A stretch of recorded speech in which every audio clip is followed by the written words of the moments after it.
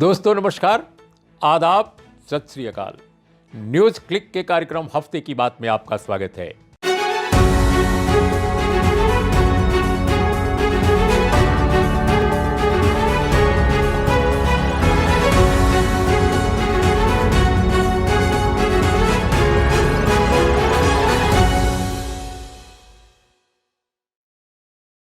दोस्तों एक दौर था, एक वक्त था जब जम्मू कश्मीर में जब कभी इंटरनेट शटडाउन होता था तो शेष भारत में, खासकर उत्तर के बहुत सारी स्टेट्स या दूसरे और स्टेट्स में कोई खास असर नहीं होता था। बल्कि कई बार तो जो मध्य वर्ग के लोग हैं, जो उच्च वर्गों के लोग हैं, ब्यूरोक्रेसी में जो काम करते हैं, या यूँ भी आम लोगों में भी जो पढ़े लिखे लोग हैं, वो कहते थे जम्मू कश्मीर वाले इसी के लायक हैं, उनको ऐसा ही होना चाहिए।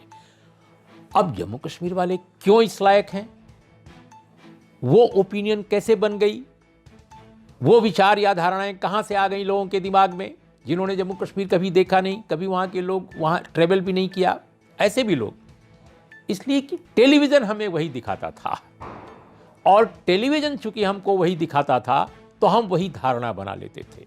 और टेलीविज़न को ये कंटेंट कहां से आता था, इसके बारे में आप तो अब सब जान रहे होंगे, खासकर किसान आंदोलन के दरमियान। तो दोस्तों हुआ यह है कि जो चीज़ें जम्मू कश्मीर में होती थी, खासकर इंटरनेट शटडाउन जैसी, अब वो हरियाणा में होने लगी, अब वो पंजाब, उत्तर प्रदेश, दिल्ली में भी होने लगी। अभी जब मैं आपके साथ बात कर रहा हूँ तो हरियाणा के 17 जिलों के अनेक खंडों में, अनेक हिस्सों में इंटरनेट शटडाउन है। और यही नहीं, गाजीपुर बॉर्डर जो दिल्ली और उत्तर प्रदेश से लगा हुआ है, यहां पर इंटरनेट शटडाउन है। टिकरी बॉर्डर और इसके अलावा सिंघू बॉर्डर, ये हर जगह इंटरनेट शटडाउन घोषित हो चुका है। भारत उन मुल्कों में शामिल है दुनिया के जहां इंटरनेट शटडाउन सर्वाधिक होते हैं। कुछ तानाशाही जिन स्टेट्स में है, जिन मुल्कों में है, उनके आसपास कई बार, और कई बार उनसे भी ज़्यादा।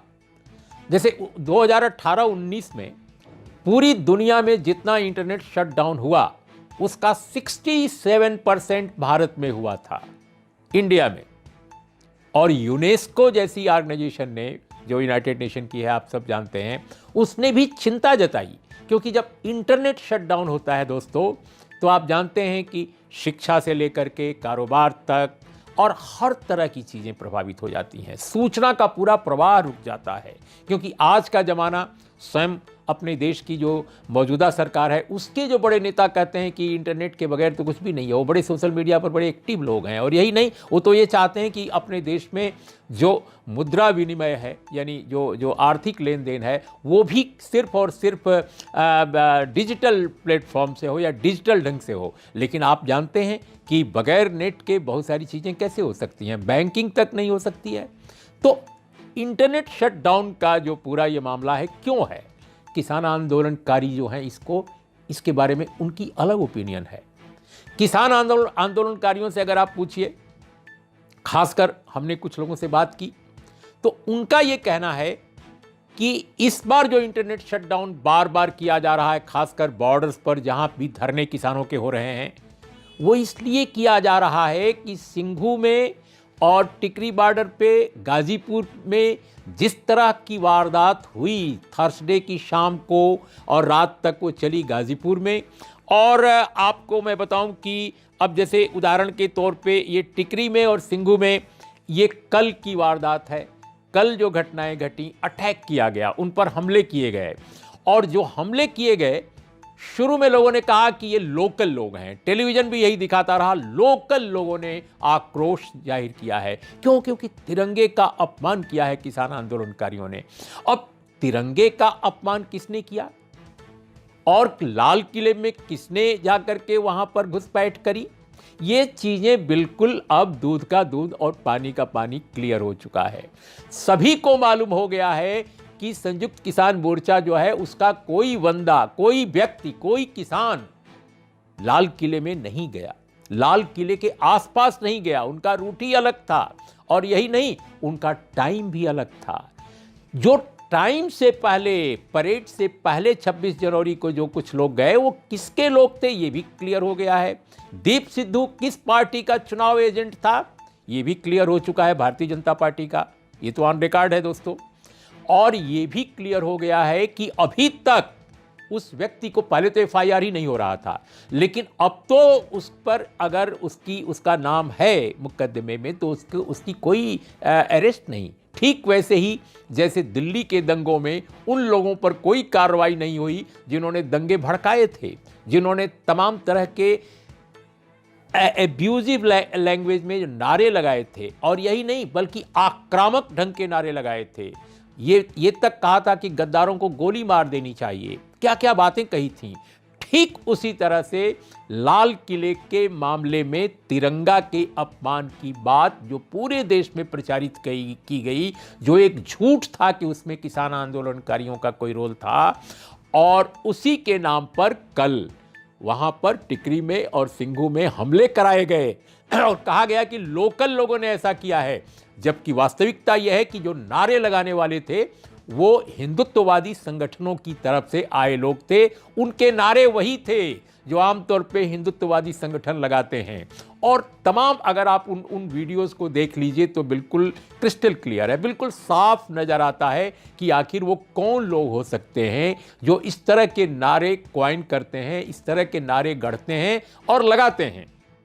और दिलचस्प बात ये हुई कि पुलिस के होने के बावजूद वो वहाँ गए और पुलिस उनका साथ दे रही थी, उनको प्रोटेक्ट कर रही थी, उनको संरक्षण दे रही थी।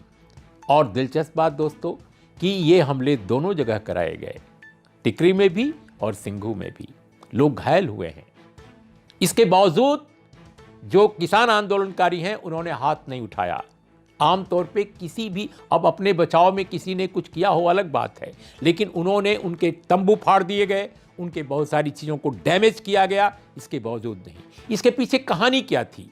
कहानी ये थी कि किसी न किसी तरह से दो कम्युनिटी के बीच में क्लैश दिखा दिया जाए, कम्युनल क्लैश, ताकि सिख बनाम हिंदू करा दिया जाए। जबकि ये किसान आंदोलन आम किसान बनाम भारत सरकार का जो कानून है उससे वो ये कॉन्ट्रडिक्शन है। इसका कोई किसी कम्युनिटी, किसी बिरादरी, किसी वर्ण, किसी धर्म से कोई मतलब नहीं है। लेकिन दोस्तों किसान आंदोलनकारी कहते हैं कि इंटरनेट जो शटडाउन किया गया है, खासकर इन बॉर्डर्स पर, और हरियाणा में तो किया ही गया है, वो सिर्फ इसलिए किया गया है कि अगर कोई हमला निकट भविष्य में कराया जाता है या होता है किन्हीं संगठनों की तरफ से, कुछ खास तत्वों की तरफ से, तो जिस तरह से शुक्रवार को लोगों ने, खासकर नौजवानों ने, बहुत सारे सोशल मीडिया एक्टिविस्ट ने, किसानों ने भी स्वयं जिस तरह वीडियो बना करके लाइव कर दिया उस हमले को, और उसकी वजह से फिर प्रशासन को दबाव में आकर के आदेश देना पड़ा कि हमलावरों को जल्दी से जल्दी पुलिस भगावे, और तब जाकर पुलिस एक्टिव हुई, वरना पुलिस बिल्कुल मूक दर्शक बनी हुई थी। हमले हो रहे हैं किसानों पर, पुलिस मूक दर्शक है। लेकिन जैसे ही लाइव किया सोशल मीडिया पर लड़कों ने, युवाओं ने, किसानों ने, तब जाकर एक दबाव बना पूरे देश में, और उस दबाव का नतीजा था कि प्रशासन को मजबूर होकर के हमलावरों के खिलाफ कार्रवाई या कम से कम उनको वहां से हटाने का आदेश देना पड़ा। और उस आदेश का एक फर्क नजर आया कि कुछ देर के बाद वहां से लोगों को जाना पड़ा। तो क्या ये जो आरोप किसान आंदोलनकारियों का है, ये मैं नहीं कह रहा हूं, ये किसान आंदोलनकारी आज लगातार सुबह से कह रहे हैं कि ये जो इंटरनेट शटडाउन है, क्या इसके पीछे यही कहानी है कि कुछ किया जाना है निकट भविष्य में? मैं नहीं जानता कहां से कैसे किया जाना है। हो सकता है पुलिस कार्रवाई हो सकता है कुछ और हो, क्योंकि ये जो एक नया ट्रेंड सामने आया है कि नागरिक समाज से कुछ संगठन विशेष के लोगों को लिया जाए और उनको नागरिकों के ही एक बड़े जन आंदोलन पर हमले कराए जाएं उनसे, ये एक फासिस्ट ट्रेंड है, एक फांसीवादी ट्रेंड है दोस्तों। और ये जो फांसीवादी ट्रेंड है मुझे लगता है बहुत खतरनाक है। इसको कहीं से भी, किसी भी लोकतंत्र में इसको जगह नहीं होनी चाहिए। तो मेरा बस ये कहना है कि इंटरनेट शटडाउन के पीछे जो पॉलिटिक्स है, जो प्लानिंग है, अगर ये है तो ये हमारी डेमोक्रेसी के लिए, किसी भी राजनीतिक दल के लिए, किसी भी सरकार के लिए बहुत खतरनाक है। और बिल्कुल संक्षेप में दोस्तों दूसरी बात जो मैं आज करना चाहता हूं वो ये कि ये जो पहलू एक सामने आया है कि आज सर्वदलीय एक बैठक हुई और उस सर्वदलीय बैठक में बजट सेशन को लेकर हुई थी और उसमें ये कहा गया कि किसान आंदोलन के बारे में जो सरकार ने पहले कहा था उस पर वो कायम है, लेकिन समझौते होने चाहिए, समाधान निकलना चाहिए। प्रश्न यह है कि समाधान कैसे निकलेगा? सरकार को समाधान करना है, किसान आंदोलनकारियों को समाधान नहीं करना है। समाधान का रास्ता सरकार के पास है, लेकिन सरकार वही नहीं बता पा रही है कि समाधान कैसे करेंगे। यह तो कोई समाधान नहीं हो सकता कि 18 महीने के लिए होल्ड पर रखा गया है। होल्ड पर रखा गया है, वो कभी भी होल्ड से बाहर आ सकता है। तो मुझे लगता है कि सरकार को इस बजट सेशन में और ज़्यादा सीरियस होकर के और किसान आंदोलन के इश्यूज को एड्रेस करना चाहिए और उनको ख़त्म कराने की कोशिश करनी चाहिए, जहाँ तक मैं समझता हूँ। और बिल्कुल आखिरी बात, जो राकेश टिकैत गाज़ीपुर बॉर्डर में जहाँ पर उनके साथ हुआ जो कुछ हुआ और उसको किस तरह उन्होंने एक आह्वान किया, उस आह्वान के बाद क्या हुआ है ये अब तक आप सब जान चुके हैं। लेकिन जो मैं बिल्कुल आखिर में बात कहना चाहता हूं दोस्तों, कि एक बड़ी एक नई प्रवृत्ति, एक नया ट्रेंड इमर्ज कर रहा है, खासकर पश्चिम उत्तर प्रदेश में और खासकर हरियाणा में, पंजाब में और राजस्थान में भी। किसान जो बिरादरियां हैं, किसान जो समाज है, कृषक समुदाय जो है, वो यूनाइट हो रहा है। और दिलचस्प बात यह है कि जो लोग मौजूदा सत्ताधारी भारतीय जनता पार्टी के बड़े आधार के रूप में काम करते रहे हैं, खासकर पश्चिम उत्तर प्रदेश में, हरियाणा में, राजस्थान में, वे सारे के सारे लोग उससे नाराज होकर सत्ताधारी दल से उसके मुखालफत में उतर गए हैं। मैं देखिए जाट समाज को, मीणा समाज को, गुर्जर समाज को, ये तमाम जो समाज हैं उससे बेहद नाराज हो गए हैं। क्या ये चीज़ें आगे जारी रहेंगी? क्या इनसे सियासत का जो चेहरा है, इस इलाके में समीकरण है, वो बदलेगा? क्या इसका प्रभाव देश के दूसरे हिस्सों में भी पड़ेगा? क्या किसान जातियां जो भारत की आबादी की 60% से अधिक मानी जाती हैं, क्या उनमें एक नए नवजागरण की स्थिति आ रही है? मुझे लगता है कि एक बड़ा प्रश्न है। इन्हीं कुछ चीज़ों के साथ आज की चर्चा का हम समापन करते हैं। नमस्कार, आदाब, सत श्री अकाल।